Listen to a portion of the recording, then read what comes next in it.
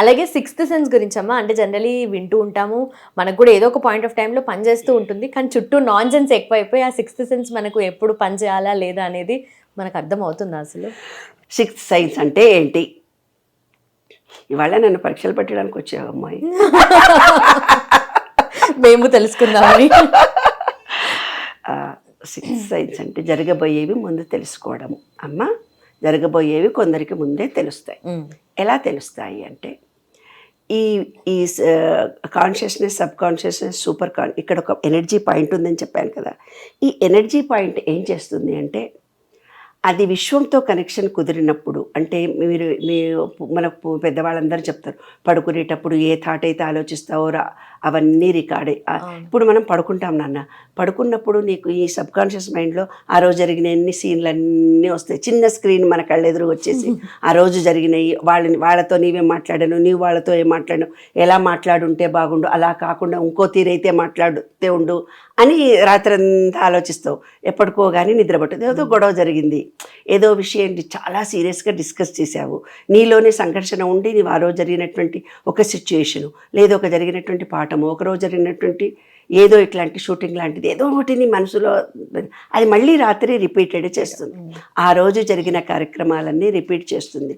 దాన్నే పూర్వీకులు ఏమన్నారంటే ఈ అంతరాత్మ రికార్డ్ చేస్తుంది అని చెప్పారు. చిత్రంగా గుప్తంగా రికార్డ్ చేసే ఒక పాజిటివ్ ఎనర్జీ పాయింట్ ఇది.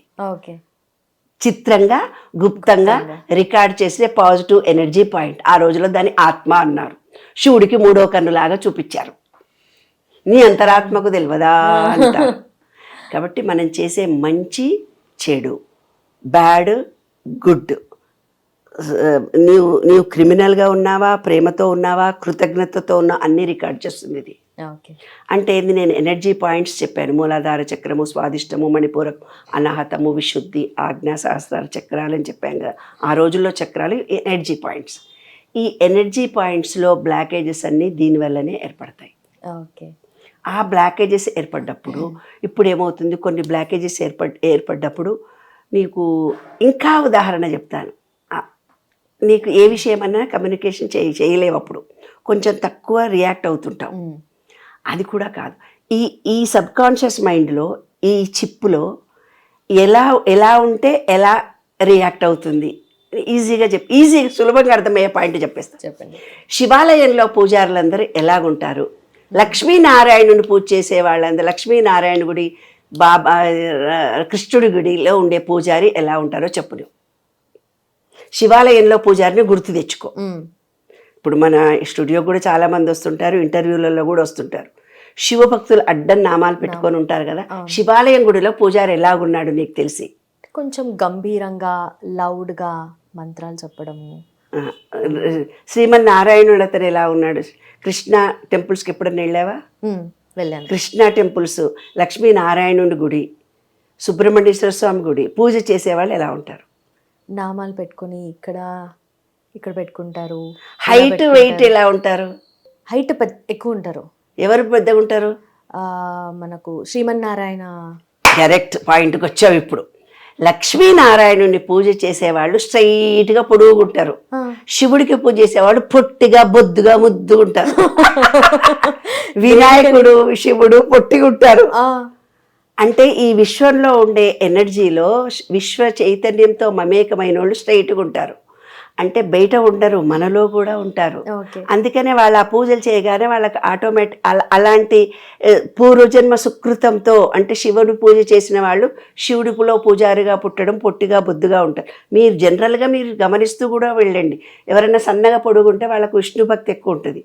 బొట్టిగా బొద్దుగా ఉన్న వాళ్ళకు వాళ్ళకు శివభక్తులు అయి ఉంటారు, వాళ్ళ పూర్వీకులు పెద్దవాళ్ళు అందరూ. అలాగే రూపాలు వచ్చేస్తాయి. బ్రహ్మ, విష్ణు, మహేశ్వరుడు, దత్తాత్రేయుడని ఎక్కడో గుడిలో చూపించారు. మీలాంటి జనరేషన్ అనుకుంటాడు 3 తలకాయలు ఉండేటి దేవుడు, అమ్మో ఆదోడు బలవంత్, ఏం లేదు. ఈ బొడ్డు క్రింద ఉండేది బ్రహ్మ, బొడ్డు నుంచి ఇక్కడ ఉండేది విష్ణువు, స్ట్రైట్ లైన్. ఇక్కడ ఉండేది శివుడు. బ్రహ్మ విష్ణు మహేశ్వరుడు మనలోనే ఉంటారు. అదే నిలువునామం.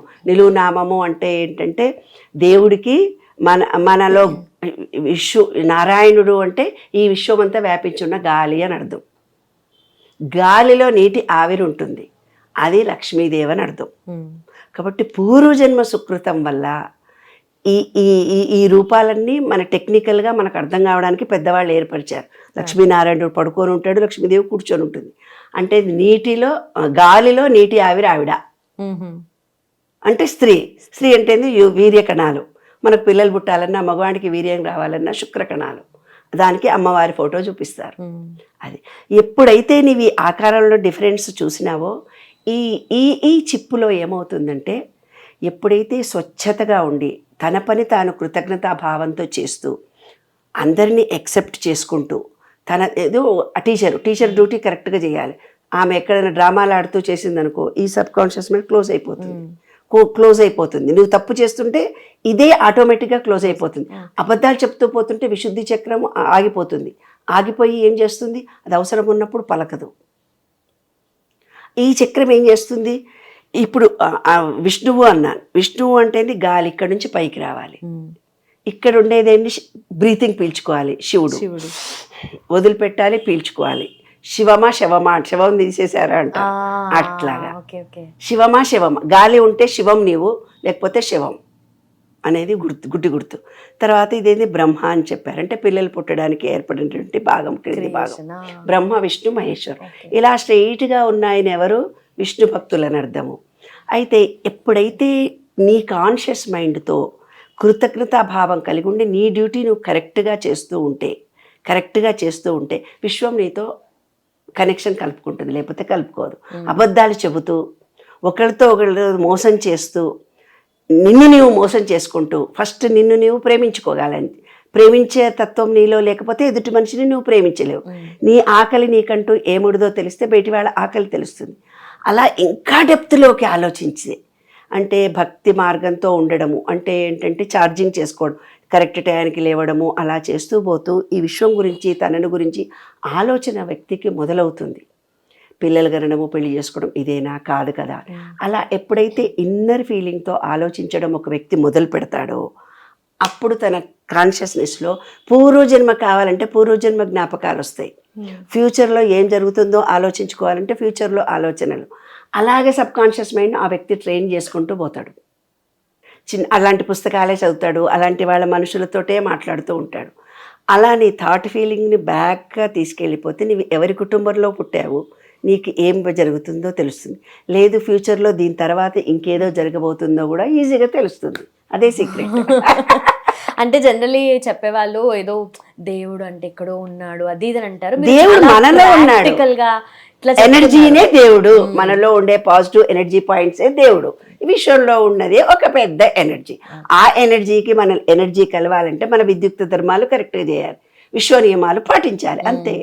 మీరు ఇంత చక్కగా చెప్తున్నారు, ప్రాక్టికల్గా చెప్తున్నారు. అంటే ఇలాంటివి మనం ఏ యూట్యూబ్లో వీడియో ఇలా స్క్రోల్ చేస్తుంటే వీడియోలోనే వింటున్నాం, కానీ మన పెద్దవాళ్ళు కానీ ఇవి చెప్పడం మాత్రం నిజంగా తగ్గిపోయిందని చెప్పాలి. అండ్ ఈ జనరేషన్ వాళ్ళు కొంచెం ఆ కనెక్షన్కి దూరం అవుతున్నారు. ఏదో గ్రోత్ డెవలప్మెంట్ సైడ్ వెళ్తున్నాము, బట్ నిజంగానే మనము రూట్స్కి దూరం అవుతున్నాము అని అనుకోవచ్చా?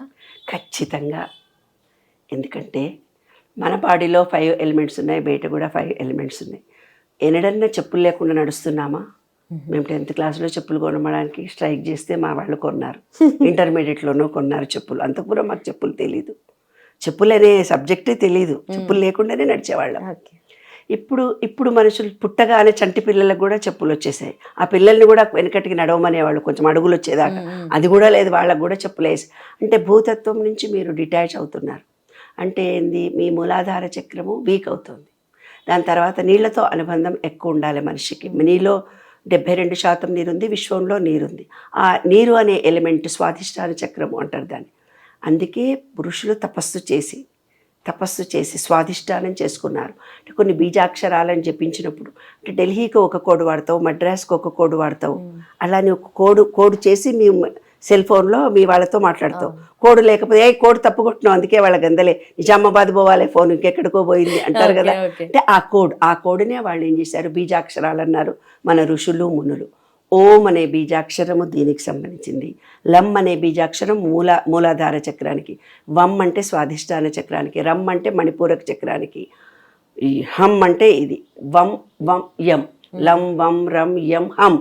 హమ్ అనేది దీనికి, ఓం అనేది దీనికి. సహస్రార చక్రం విశ్వంలో ఉండే సహస్రారం మనకు కనెక్షన్. అలాగా ప్రతీదీ కూడా విశ్వంలో ఉన్నదే మనము, మనలో ఉన్నదే విశ్వము. కాబట్టి దీనికి దానికి అటాచ్మెంట్ లేకపోతేనే మనిషికి ఇప్పుడు మూలాధార భూమితో అనుబంధం లేదు, బొక్కలు అరిగిపోతాయి, ఈ జుట్టు ఊడిపోతుంది. ఫేషియల్ డాక్టర్ దగ్గరికి వెళ్తారు, మేడం ఎందుకో జుట్టు ఊడిపోతుంది అంటే ఆమె ఏదో క్రీమ్ రాసుకోండి అని చెప్తుంది.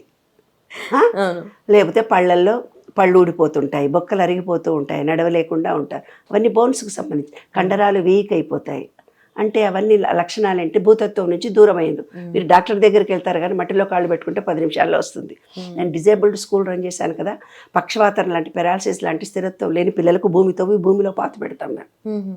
భూమిలో పాత పెట్టి భూతత్వం వాళ్ళకు వచ్చేటట్టుగా ఇస్తే నర్వస్ కనెక్షన్ బాగా వస్తుంది, వాళ్ళకి నడక వస్తుంది. నడక రాని వాళ్ళకు ఇంతవరకు తవ్వి భూమిలో పాత పెడతాం, ఇసుకలో కాళ్ళను. ఆ కాళ్ళల్లో నర్వ్స్ చక్కగా యాక్టివేట్ అయ్యి నడక వస్తుంది. కాబట్టి భూతత్వం నుంచి ఏ లక్షణాల వల్ల మీకు ఇబ్బందులు వస్తున్నాయి? వాటర్ ఎలిమెంట్ మీలో లేనందువల్ల మీకేమొస్తున్నాయి? యూరినరీ ఇన్ఫెక్షన్స్ వస్తున్నాయి, రిలేషన్షిప్స్ చెడిపోతాయి, ఎవరితో ఒకళ్ళు మాట్లాడరు, కమ్యూనికేషన్ స్కిల్స్ ఉండవు. అంటే బాడీలో వాటర్ మనకు తగ్గిపోతుంది. 72% వాటర్ పూర్వకాలంలో ఉండేది. ఈ విషయంలో మీరు బయటికి తేలి వస్తే మీరు డిహైడ్రేట్ అయిపోతారు ఖచ్చితంగా నీళ్ళు ఎక్కువ తాగాలి. కానీ దాహం అనేదే మీకు తెలియట్లేదు. నీళ్ళు తాగాలని పెద్దవాళ్ళు ఎవరు నీళ్ళు తాగినవా లేదా, మేము అరిస్తే కానీ మీరు నీళ్లు తాగటం లేదు, అది మా ప్రాబ్లం. కాబట్టి నీటి తత్వం, కిడ్నీలో రాళ్ళు తయారవుతాయి, యూరినరీ ప్రాబ్లమ్స్ వస్తాయి, కిడ్నీలో స్టోన్స్ వస్తాయి, రిలేషన్షిప్ దెబ్బతింది, పిల్లలు పుట్టే వీర్యకణాలు నశిస్తాయి, మేల్కి ఫిమేల్ మీద, ఫిమేల్కి మేల్ మీద కోరికలు ఉండవు, వాటర్ డెఫిషియన్సీ జరిగితే. రిలేషన్షిప్స్ ఉండవు ఎవరితో ఒకళ్ళకి, పిల్లలు పుట్టరు, IVFలో అందుకే ఎక్కువ అయిపోయాయి. దాని తర్వాత మణిపూరక చక్రం. మణిపూరక సూర్యుడితో అనుబంధం ఉండకపోతే నీకు జీవితంలో డి తయారు కాదు. డి తయారు కాకపోతేనే డి వేసుకుంటాం. డి తయారైతేనే కాల్షియం ఉంది. డి డెఫిషియన్సీ ఉంటే కాల్షియం లేదు, ఐరన్ లేదు, నా బొంద లేదు, బొగ్గు లేదు, మొత్తం ఏ విటమిన్ నీ దగ్గర లేవు అని చెప్తున్నారు. అవునా లేదా ఇవాళ? అంటే సూర్యుడు ఎప్పుడు ఉదయిస్తున్నాడు అని చూసావని ఓ మాట మా అమ్మాయిని అడిగితే నాకు తెలియదు, నేను కూడా అడుగుతున్నా. 12 వరకు ఉద్యోగం చేసి వస్తుంది, 1 గంటకు పడుకుంటుంది, రాత్రి వరకు మీ జీవన విధానం డిఫరెంట్ అయిపోయింది. ప్రకృతి నుంచి విరుద్ధంగా జీవిస్తున్నారు. కాబట్టి సూర్యుడు ఎప్పుడు ఉదయిస్తాడో మీకు తెలియదు. కాస్త 10 గంటలకు మెల్లగా లేచి స్నానం చేసి తయారై ఏదో క్యాబ్ బుక్ చేసుకొని ఏదో ఉద్యోగానికి పోయి మళ్ళీ 4 గోడల మధ్యలో ఏసీలో ఉండి ఉద్యోగాలు చేసి మళ్ళీ వస్తాను. సూర్యుడు ఎప్పుడు ఉదయిస్తున్నాడో ఎప్పుడు పోతున్నాడో తెలియదు. అందుకే డి వేసుకుంటున్నారు, అన్ని మినరల్స్, విటమిన్స్ అన్నీ కూడా మీరు తింటున్నారు. విశ్వం నుంచి డిటాచ్డే కదా మీరు. మళ్ళీ తర్వాత అనాహత చక్రం, గ్రీనరీ. అంటే సెల్ఫిష్గా ఉంటున్నారు వాళ్ళ పిల్లలు. ఎందుకుంటున్నారు? గ్రీనరీ అనే ఆ ఎనర్జీ పాయింట్ మీలో లేదు, ఒక కృతజ్ఞత లేదు. అవసరానికి ఒకరితో మాట్లాడుకుంటారు, తర్వాత బాయ్, వాడేవాడో నీవెవడో. నిన్ను నీవు ప్రేమించుకోవడమే తెలియదు, బయట వాళ్ళని ప్రేమించుకోవడం అసలు తెలియదు. ఆకుపచ్చ అనే గ్రీనరీని నీవెన్నడూ చూడలేదు, పాయింట్ అయిపోయింది. కృతజ్ఞత లేదు. ఎప్పుడైతే నీకు కృతజ్ఞత లేదో బ్రీతింగ్ ప్రాబ్లం వచ్చింది, ఆస్తమా వచ్చింది. అది రావడానికి కారణం ఇదే, కృతజ్ఞత లేకుండా ఉండడం, గ్రీనరీని చూడకుండా ఉండడం. తర్వాత విశుద్ధి చక్రం, ఆకాశాన్ని చూడాలి. ఆకాశానికి మనకు అవినాభావ సంబంధం. ఆకాశం ఎన్నడన్నా చూసావా మా బంగారు కొండ? చూడరు. ఆకాశంలో ఎన్ని చుక్కలు ఉన్నాయో చూడలేదు, ఆకాశంలో మబ్బులు ఉన్నాయా చూడలేదు, ఆకాశాన్ని 10 సెకండ్లు కూడా చూడలేదు, 10 నిమిషాలు కూడా చూడలేదు. అప్పుడు మాకు వెనకటికి సెల్ ఫోన్లు ఇట్లా చూసేవి లేకుండా ఇట్లా చూసేవాళ్ళం. ఇక్కడ కింద చూసే సెల్ ఫోన్లు లేవుగా. పాటలు పెట్టుకొని ఎంజాయ్ చేస్తూ ఆకాశాన్ని చూసి అమ్మమ్మ తాతయ్య ఒళ్ళో కూర్చొని ఆకాశంలో చుక్కలు ఏ నక్షత్రాలు ఎలా ఉన్నాయి, పొద్దున ఎలా ఉంది, సాయంత్రం ఎలా ఉంది, మబ్బులు ఎలా ఉన్నాయో చూసుకునేవాళ్ళం. కాబట్టి విశుద్ధి చక్రం అనేది ఇది నువ్వు చేసే మాటలన్నింటిలో ప్యూరిఫై ఉండి ప్యూరిటీగా మాట్లాడితే నీకు అదేమవుతుందంటే ఖచ్చితంగా మంచి జరుగుతుంది. లేదు అబద్ధాలు బట్టెబాజు మాటలు మాట్లాడతారు, అన్ని ఇక్కడోటి అవసరమైనప్పుడు ఈ చక్రం క్లోజ్ అయిపోతుంది, మాటలు రావు, మూగవాళ్ళుగా పుడతారు. అది గొంతులో థ్రోట్ ఇన్ఫెక్షన్స్ రావడం అవన్నీ మీరు చేస్తున్న అబద్ధాలు చెప్పడం మూలంగా ఈ చక్రం క్లోజ్ అయిపోతుంది. ఇక్కడ ఇది ఆజ్ఞాచక్రం ఏదైతే ఉందో మనసు స్థిమితంగా ఉండదు. అంటే చంద్రుడిని చూడాలి. చంద్రుడు వచ్చే రోజుల్లో పౌర్ణమి ముందు 3 రోజులు ఆ చంద్రకాంతి మన బాడీకి పడాలి. ఆ పడకుండా ఉండడం మూలంగానే మాతృదోషం వస్తుంది. మాతృదోషం అంటే మనసు స్థిరంగా ఉండాలి. అన్ని డబ్బులున్నాయి, నాకు ఉద్యోగం అంతా బాగుంది, మనసే స్థిరంగా ఉండదు, ఎట్లెట్లలో పోతుంటుంది. అంటే ఎందుకు పోతుంది? చంద్రుడి తత్వం మీలో తగ్గిపోయింది. సహస్రార చక్రం అంటే సూర్యుడు.